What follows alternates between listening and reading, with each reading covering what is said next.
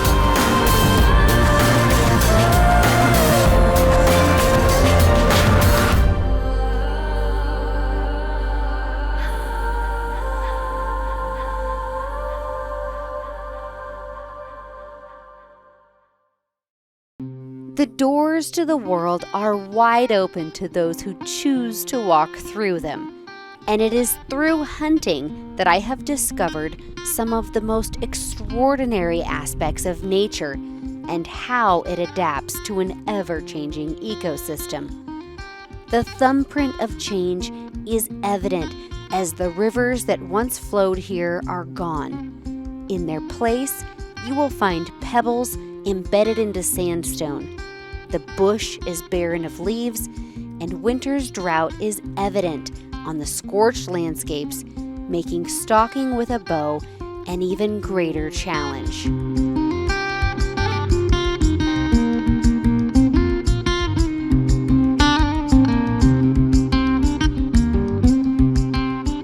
We have been here for quite a good number of days and haven't hunted sable yet. But we have scouted them extensively and put in quite a bit of time trying to figure out what bulls we'd want to hunt. Spend a lot of time behind the glass looking at different animals, and this bull we're going in to hunt right now with my bow. We haven't hunted him or tried to hunt him. We've stayed out of this area. He's with a lot of cows, so there's going to be a lot of eyeballs on us, and we'll see how that pans out. We're gonna really push hard on them today. AJ wants to try to see, they're a very inquisitive animal, so he wants to really try to just push hard on them and see if we can get within bow range with kind of an aggressive stalk. And if that doesn't work, then we'll have to start another day with a different plan and regroup.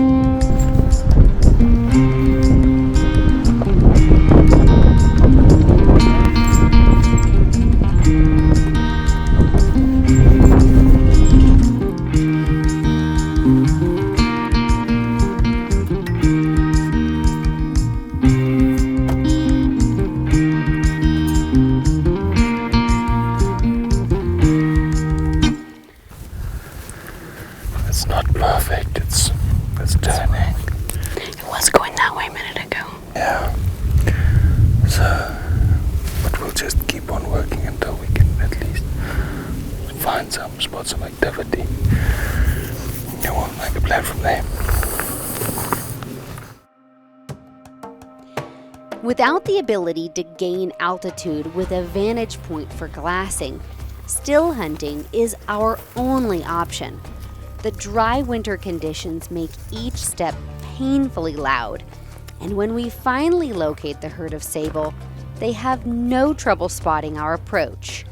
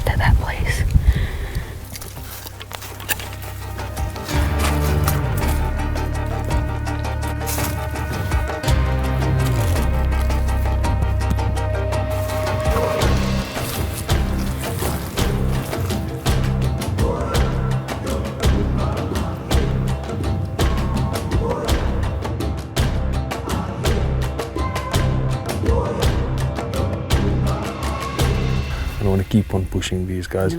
Let's leave them, and then maybe we'll have another opportunity tomorrow or the day afterwards if we don't push them too hard. Yeah, it got thick in here, and You're not putting it out through this. once they started going, it was like they were gone. We're bound to get lucky at some point. Don't worry, Kristy, we're not out of plans just yet. No, we keep having plans. It's good. The excitement and suspense of not knowing how a hunt is going to unfold is what keeps me coming back. To be here under the glorious sun-filled African sky, taking in the beauty of the landscapes and wildlife, I return to camp with an overwhelming sense of gratitude for my experience. Being a hunter transcends race and gender because hunting is instrumental in the cultivation of all life. Understanding where we came from explains part of who we are. So first, I think it's important to first talk about where the paintings come from. The Bushmen was a tribe that they didn't settle down on one place. They would be traveling all over, and they were hunter-gatherers. How it worked is that the drawing was a very spiritual experience. They had usually a shaman traveling with them, and he would go into a semi-trance and then out-of-body spiritual experience, and then they'd come and draw stuff that they saw or that was important to them at least. So here you can see a couple of drawings already, and I mean these things are dated back around 2,000 years. The drawings were made with mixes of blood, egg white and the shell as well to get the different colors and everything. This comes from the Bantu group. So these are a lot younger than the Bushman paintings, and also you'll see that it has much less details, and it's a whole different shape and form. Well, look at the time ring. There's a time ring here and a time ring here. Exactly. It's and we're on this next time ring. Working on the next one. Well, that is the whole premise of this, right? Like, this was their time. This is their time, and this is our time.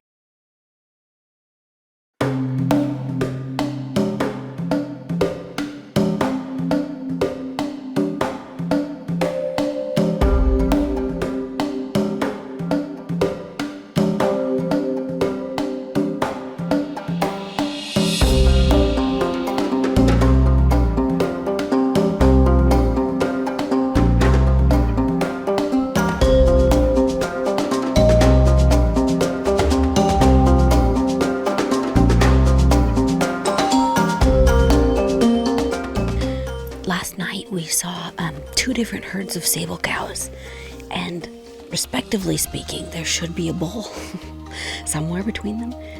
So we're gonna work up this road and try to position ourselves near the cows to see if the bull has moved in, and we'll have to do some bit of stalking because there's two separate herds that we need to look at, and then possibly in between the 2 herds to try to find this guy and see what he is, because there should be a bull here.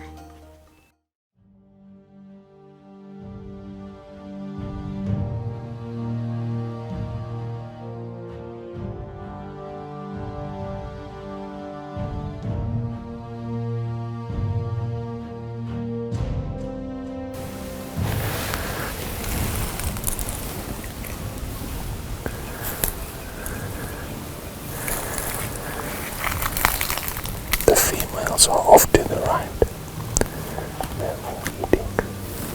The bull is off to the left. He's just standing out. There's quite a bit of thickets here, so we'll just see where we can get an arrow through.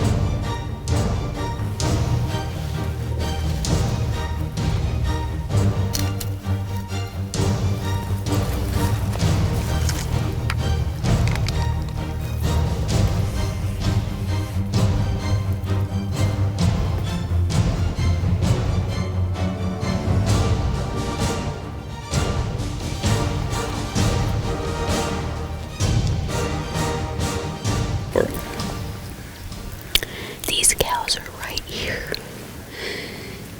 As soon as this bull steps out, I'm gonna try to stand. Hopefully he'll give me a shot.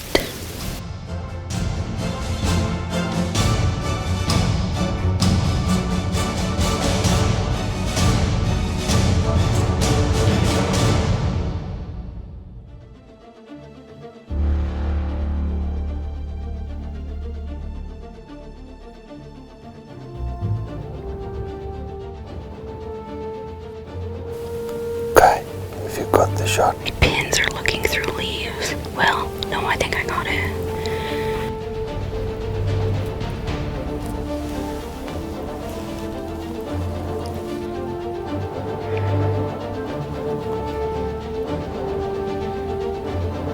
Ready, Nick?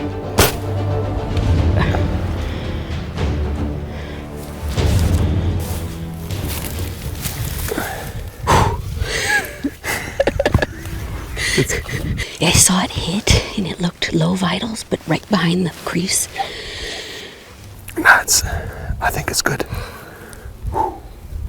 Boy, that took some time. So that was really well done on yours. I had a really tough time getting through a shot lane.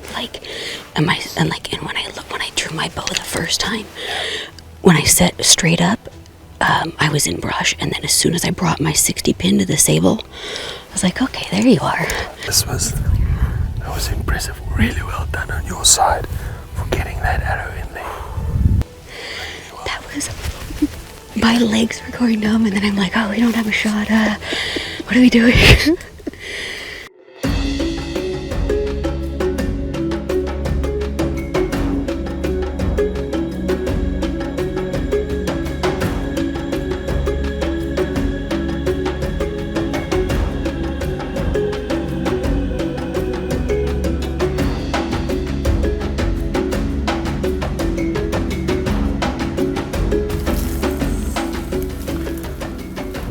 Quite a lot of blood on the track as well, so it's a good sign. The arrow's got blood, good penetration, it looks like. Yeah. Clear down long ways on the shaft. I think it's right there. around here somewhere. Yeah. It's full. He's right there. He's right there. We got him. We got him. Yes. That is a relief. Amazing. The shot looked a little low on camera, so we gave this bull a few hours. We're just starting to work back in here where we last spotted the track, and he is right there. I'm so glad we backed out when we did. He's perfect. Yes. We have drove so many miles and looked at so many bulls, and when you saw this bull, you were like, we have to go after him. I mean, if you look at this bull, Kristy, the beautiful thing is it's got a lot of horn mass going all the way through. It's a good old bull. You can see on the bases, these rings are already compressed. That only happens with age. When they're younger, the rings aren't compressed yet. So when it compresses like this and it makes this secondary growth, that's perfect. That's what we're looking for in animals like this. And I mean, look at the tips on that thing coming all the way back here. It's just a thing of beauty, and I think you've done a very good job.